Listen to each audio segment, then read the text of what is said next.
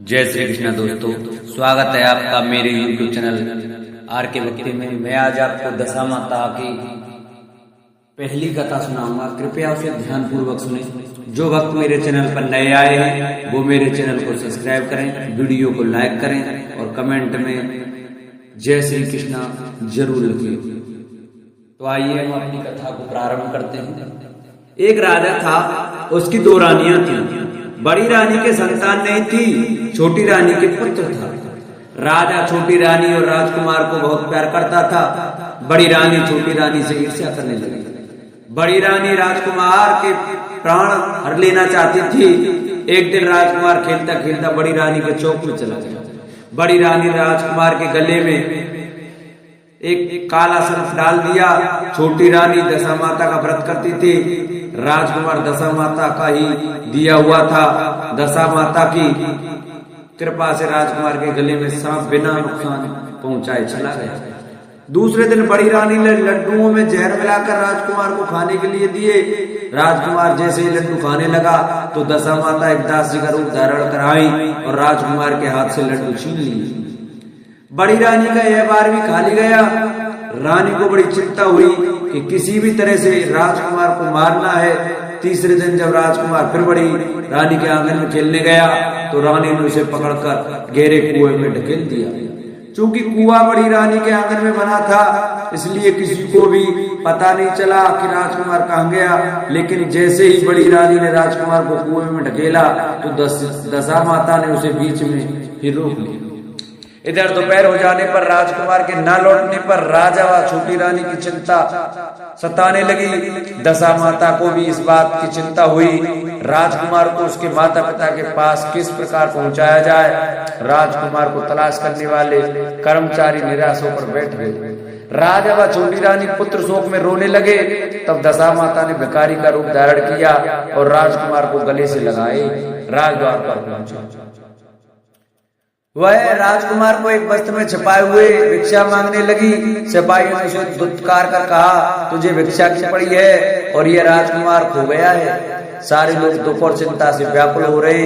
इस पर दशा माता बोली, भाइयों, पुण्य का प्रभाव बड़ा ही विचित्र होता है। यदि मुझे भिक्षा मिल जाए तो संभव ही खोया हुआ राजकुमार तुम लोगों को मिल जाएगा। यह कहकर वह देरी पर पैर रखने लगी। सिपाहियों ने उन्हें आगे बढ़ने से रोका। उसी समय दशा माता ने बालक का पैर वस्त्र से बाहर कर दिया। सिपाहियों ने समझा कि कुंवर उसके हाथों में है, इसलिए उसे अंदर जाने दिया। दशा माता कुंवर को लिए हुए भीतर चली गई। उसने राजकुमार को चौक में छोड़ दिया और वापस चली गई। परंतु रानी ने दशा माता रूपी भिखारिन को देख लिया था। उसने कहा कि खड़ी रहो और कौन हो तुम? तुमने 3 दिन मेरे बेटे को छिपा कर रखा था, तुमने ऐसा क्यों किया? तुम्हें मेरे इस प्रश्न का उत्तर देना होगा। दशा माता उसी समय ठहर गई। उन्होंने बताया कि मैं तुम्हारे पुत्र की चोरी करने वाली नहीं हूँ, मैं तो तुम्हारी आराध्या देवी दशा माता हूँ। मैं तुम्हें सचेत करने आई हूँ कि बड़ी रानी तुमसे ईर्ष्या रखती है। वह तुम्हारे पुत्र के प्राण हर लेना चाहती है। एक बार उसने तुम्हारे पुत्र के गले में काला सर्प डाला था, जिसे मैंने भगाया। दूसरी बार उसने इसे विष के लड्डू खाने को दिए, जिन्हें मैंने उसके हाथ से छीन लिए। इस बार उसने तुम्हारे इस पुत्र को अपने आंगन के कुएं में ढकेल दिया था और मैंने इसी बीच में ही रोक कर रखा कि इस समय में भिखारिन के वेश में तुम्हें सचेत करने आई हूँ। यह सुनकर छोटी रानी दशा माता के पैर में गिर कर क्षमा मांगने लगी।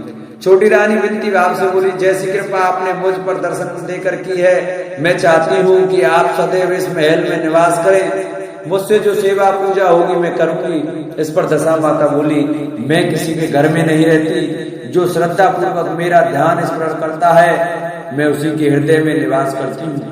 मैंने तुम्हें साक्षात दर्शन दिए हैं, इसलिए तुम सुहागनों को बुलाकर उन्हें यथाविधि आदर सत्कार के साथ भोजन कराओ और नगर में ढिंढोरा पिटवा दो कि सभी लोग मेरे डोरा ले और व्रत करें। इतना कहकर दशा माता अंतर्ध्यान हो गई।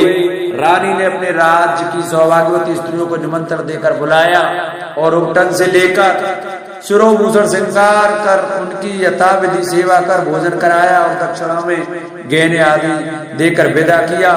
रानी ने अपने राज्य में ढोरा पिटवा दिया कि अब से सब लोग दशा माता का डोरा लिया करें। बोलो दशा माता की।